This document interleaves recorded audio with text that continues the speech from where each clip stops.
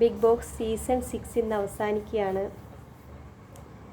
അപ്പോൾ ഈ Bigg boss season 6നെ കുറിച്ച് ഞാൻ ഒരു വീഡിയോ ചെയ്യാൻ കാരണം ഇപ്പോൾ അത് എൻഡ് ചെയ്യുമ്പോൾ എനിക്കൊരു വലിയ നഷ്ടമായിട്ട് തോന്നുന്നു. ഞാൻ ഈ വർഷം അപ്ലൈ ചെയ്യണമെന്ന് വിചാരിച്ചിരിക്കുകയായിരുന്നു. ഈ വർഷത്തെ ഏറ്റവും വലിയ പ്രത്യേകത എല്ലാവർക്കും ഒരുപോലെ ഇമ്പോർട്ടൻസ് കിട്ടിയിട്ടുണ്ടായിരുന്ന ഒരു സീസണായിരുന്നു. പിന്നെ മോർ ഓവർ വലിയ കടുക്കട്ടി പോര് നടക്കത്തക്ക കാര്യങ്ങളൊന്നും ഉണ്ടായിരുന്നില്ല. പിന്നെ എല്ലാവരും ചേർന്നിട്ട് ഈ ബഹളം വെക്കുന്നതൊക്കെയാണ് കുറച്ച് ഇതെന്ന് ചിന്തിച്ച് വന്നവരുടെയൊക്കെ കുറച്ച് ബഹളങ്ങളെ ഉണ്ടായിരുന്നുള്ളൂ. അപ്പോൾ എല്ലാ സാധാരണക്കാരെ ആളുകൾക്കും എല്ലാം ഒരുപോലെ തന്നെ ഒരു ഇത് കിട്ടിയ ഒരു സപ്പോർട്ട് കിട്ടിയിട്ടുണ്ടായിരുന്ന ഒരു സീസണായിരുന്നു. പിന്നെ എല്ലാ സീസണിലും കുറേ ആർമികളൊക്കെ രൂപവൽക്കരിച്ചൊരു പ്രശ്നങ്ങൾ ഉണ്ടാക്കുമല്ലോ വരുമ്പോഴത്തേന്, അതിൻ്റെ കുറച്ച് ഇഷ്യൂസൊക്കെ ഉണ്ടായിരുന്നുള്ളൂ. അപ്പോൾ അതൊക്കെ മാറ്റി വെക്കുമ്പോൾ ഞാൻ ഈ ഒരു പ്രോഗ്രാമിൽ ഇതിൻ്റെ ഒരു ടൈപ്പ് എനിക്ക് വലിയ അങ്ങോട്ട് ഇൻട്രസ്റ്റ് ഉള്ളൊരു കാര്യമല്ല. എനിക്കിങ്ങനെ ബഹളം വെക്കുന്നതും ഒരാളെ ഇറിറ്റേറ്റ് ചെയ്യുന്നതും ഇങ്ങനെ ചൊറിയുന്നതും ഒന്നും എനിക്ക് ഇഷ്ടമുള്ളൊരു കാര്യമല്ല. ആ ഒരു ജോണർ വെച്ചിട്ട് ഞാൻ ഈ ഷോയിന് എനിക്ക് ഇത്തിരി അകലം പാലിക്കാറേ ഉണ്ടായിരുന്നുള്ളൂ. എന്നിട്ടും ഞാൻ എന്തുകൊണ്ട് ഈ സീസൺ 6നെ ആഗ്രഹിച്ചു, അത് നഷ്ടമാണെന്ന് എനിക്ക് തോന്നിയെന്ന് ചോദിച്ചാൽ, എനിക്ക് എൻ്റെ ഒരു ജീവിതകഥ എനിക്കൊന്ന് പറയാൻ വേണ്ടി ഒരു പ്ലാറ്റ്ഫോം എനിക്ക് ആവശ്യമായ ഒരു സമയം കൂടിയായിരുന്നു ഇത്. കാരണം ഞാൻ പല പ്ലാറ്റ്ഫോമുകളിലും വന്നു പോകുന്നത് നിങ്ങളിൽ പലരും കണ്ടിട്ടുണ്ടാവും, എല്ലാവരും എല്ലാം കണ്ടിട്ടുണ്ടാവണമെന്നില്ല. ഞാൻ പങ്കെടുത്ത എല്ലാം ക്വിസ് ബേസ്ഡ് ഷോസ് ആയിരുന്നു. കാരണം ഞാൻ പാട്ടോ ഡാൻസോ പഠിച്ചിട്ടുള്ള ഒരാളല്ല.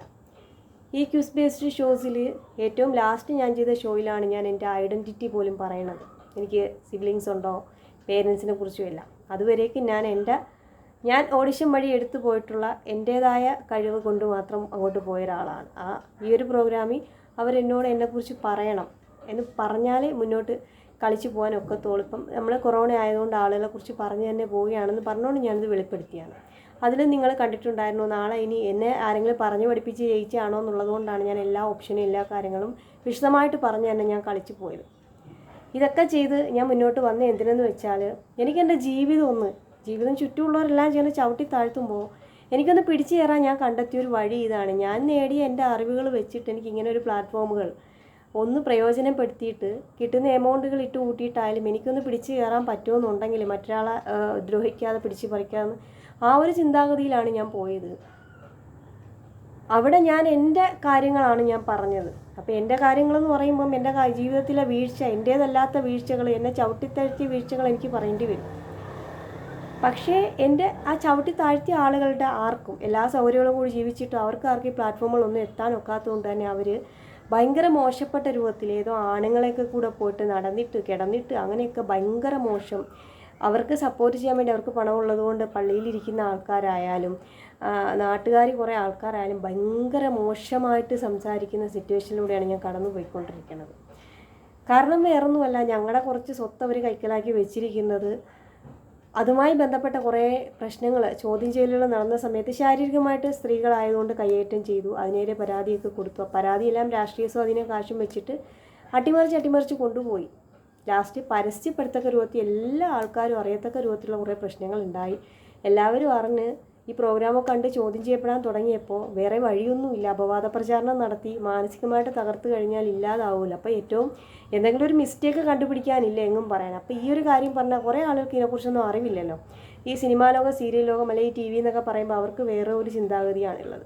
അങ്ങനെയുള്ളവരിലേക്ക് പറഞ്ഞെത്തിക്കുമ്പോൾ ഞാനെന്ന് പറയുമ്പോൾ ഒരു മാരേജൊന്നും കഴിയാത്ത ഒരാളാവുമ്പം ഇങ്ങനെ മോശപ്പെട്ട രൂപത്തിൽ ഇങ്ങനെ പറയുമ്പോൾ അവർ അടുത്ത ആൾക്കാർ തന്നെയല്ലേ ഇത് പറയുന്നത്, അപ്പോൾ ഉള്ളതായിരിക്കും എന്ന് ആൾക്കാരിങ്ങനെ ചിന്തിക്കത്തക്ക രൂപത്തിലേക്ക് കൊണ്ടുപോകുമ്പോൾ ഒരാളുടെ ജീവിതത്തെ എങ്ങനെ ബാധിക്കുമെന്ന് അറിയാമല്ലോ. അപ്പോൾ അങ്ങനത്തെ കാര്യങ്ങളൊക്കെ നടന്നപ്പോൾ ഞങ്ങളൊക്കെ കാണാറുണ്ട് കണ്ടവന്മാരെ കൂടെ നടന്നിട്ട് കാശുണ്ടാക്കണത്. അപ്പോൾ ഈ ലോകം മൊത്തം കണ്ട് കൈയടിച്ച കാര്യം അവർ കാണുന്നത് വേറെ അർത്ഥത്തിലാണ്.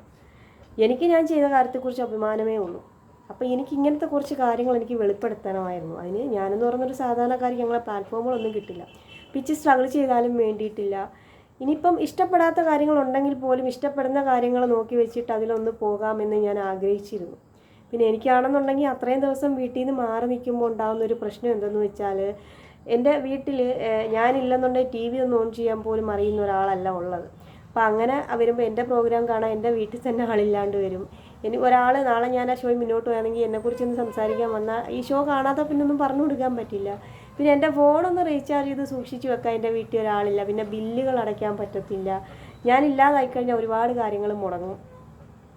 പിന്നെ എൻ്റെ വീട്ടിൽ ഒന്ന് നോക്കി ചുറ്റുവട്ടം ഒന്ന് നോക്കാൻ വേറെ ഒരാളുണ്ടാവില്ല. ഞാനുണ്ടെന്നുണ്ടെങ്കിൽ മാസത്തിൽ ഒരു പക്ഷേ ഇത് 100 ദിവസം അവിടെ നിൽക്കില്ലേ.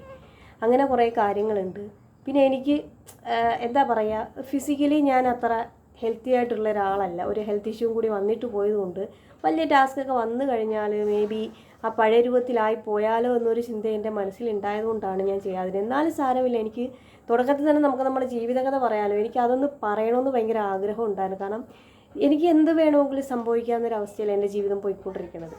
കാരണം ചെയ്ത തെറ്റുകളൊക്കെ പുറം ലോകത്തേക്ക് വരാതെ ഞാൻ ഏതെങ്കിലും രൂപത്തിൽ എത്തിക്കുമെന്ന് അറിയാം. ജീവിച്ചിരുന്നു കഴിഞ്ഞാൽ എങ്ങനെയെങ്കിലും ഉപദ്രവിച്ചോ ദ്രോഹിച്ചോ ഏതെങ്കിലും രൂപത്തിൽ ഇല്ലാതാക്കാനുള്ള ശ്രമങ്ങൾ 4 വഴിക്കണം നടക്കണത്.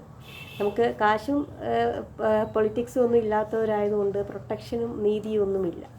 അപ്പോൾ എനിക്ക് ഇപ്രാവശ്യത്തെ സീസൺ ഇപ്പോൾ എൻഡ് ചെയ്യുമ്പോൾ ഈ പെരുന്നാൾ ദിവസം വരുമ്പോൾ, ജീവിതത്തിൽ ഒരു പെരുന്നാളും ആഘോഷിച്ചിട്ടില്ലാത്ത എനിക്ക് ഒരു പക്ഷേ നിന്നിരുന്നുണ്ടെങ്കിൽ, പോകാൻ പറ്റിയിരുന്നുണ്ടെങ്കിൽ, ഞാനങ്ങനെ വിട്ടുകൊടുത്ത് പോകുന്ന ആളല്ല, നിങ്ങൾക്കറിയാമല്ലോ. മാക്സിമം ഞാൻ പിടിച്ചു നിൽക്കും.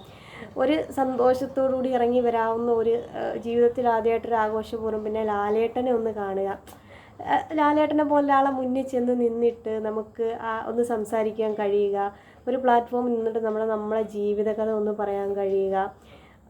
അതായത് എന്തായാലും കുറച്ച് ഫെയിമൊക്കെ ആ ഷോയിൽ നിന്ന് ഇറങ്ങുമ്പം കിട്ടും. ഈ Bigg Boss fame, Idea star singer fame എന്നൊക്കെ പറയും. പക്ഷേ ഉടൻ പണം ഫെയിം എന്ന് പറയാറില്ല, ഹോം മിനിസ്റ്റർ ഫെയിം എന്ന് പറയാറില്ല, അശ്വമേധ ഫെയിം എന്ന് പറയാറില്ല. എന്തുകൊണ്ടാണെന്ന് അറിയത്തില്ല.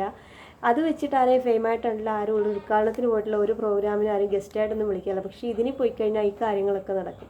അപ്പം എന്നെ അവഹേളിച്ച ആളുകൾക്ക് മുന്നിൽ അതുപോലെ 1-2 ഉദ്ഘാടനത്തിന് 1-2 പ്രോഗ്രാമൊക്കെ ഗസ്റ്റായിട്ടും എനിക്ക് നാട്ടിലൊന്ന് പോയിട്ട് എനിക്ക് മരിക്കുന്നതിന് മുമ്പൊന്ന് കാണിക്കണം എന്നുണ്ടായിരുന്നു. അതിന് പറ്റിയൊരു സ്ഥലമായിട്ട് എനിക്ക് തോന്നിയിട്ടുണ്ടായിരുന്നു. ആ ഒരു വഴിക്ക് നോക്കുമ്പോൾ ഭയങ്കര ഒരു ലോസായിപ്പോൾ. ഏറ്റവും നല്ല അതിന് പറ്റിയൊരു സീസൺ ആയിരുന്നു. എല്ലാവരും ഒരുപോലെ ഇമ്പോർട്ടൻസോടുകൂടി പോയൊരു സീസണായിരുന്നു സീസൺ 6. അപ്പോൾ അതെനിക്ക് ഭയങ്കര ഒരു നഷ്ടം, ഒരു വിഷമം ആയി തന്നെ ഇങ്ങനെ തോന്നണം.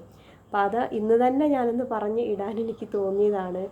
എന്നെപ്പോലെ ഒരാളൊരിക്കലും അങ്ങനെ ഒരു ഷോയിൽ നിങ്ങൾക്ക് ചിന്തിക്കാൻ പോലും ഒക്കത്തില്ല. കാരണം ഞാൻ മാക്സിമം ഒതുങ്ങി. എൻ്റെ ഡേ ഇൻ മൈ ലൈഫ് പോലും ഞാനിവിടെ ഇടുന്നില്ല, what is in my bag പോലും ഞാൻ കാണിക്കണില്ല. അപ്പോൾ അത്രയും ഒതുങ്ങി നിൽക്കുന്ന ഒരാൾക്ക് അതുപോലൊരു ഷോയിൽ പോയി എത്രത്തോളം മുന്നോട്ട് പോകാൻ പറ്റുമോ നിങ്ങൾക്ക് ചിന്തിക്കുന്നത് കറക്റ്റ് തന്നെയാണ്. ഞാനും അങ്ങനെ ചിന്തിക്കുന്നുണ്ട്. എന്നിരുന്നാലും ശരി, എന്നെക്കൊണ്ട് ഒരു കണ്ണാടിയുടെ മുന്നിൽ പോയി ഒന്ന് സംസാരിക്കത്തില്ല, ഒരു സ്റ്റേജിൽ സംസാരിക്കാമെന്ന് ചിന്തിച്ച് ഞാൻ സ്കൂളിൽ കലാതിലകമായിട്ടുണ്ട്. TV ഷോസ് ഇത്രയും ഞാൻ ചെയ്തില്ലേ. സ്വന്തമായിട്ട് ഞാൻ എന്നെ നിർത്തി ഗ്രൂം ചെയ്തിട്ട്, എൻ്റെ വീട്ടിലൊരാളെ നിർത്തിയിട്ട് പറഞ്ഞു തന്നിട്ടോ ഹെൽപ്പ് ചെയ്ത് തന്നിട്ടോ എനിക്ക് സഹോദരങ്ങളെ ട്രെയിനിങ്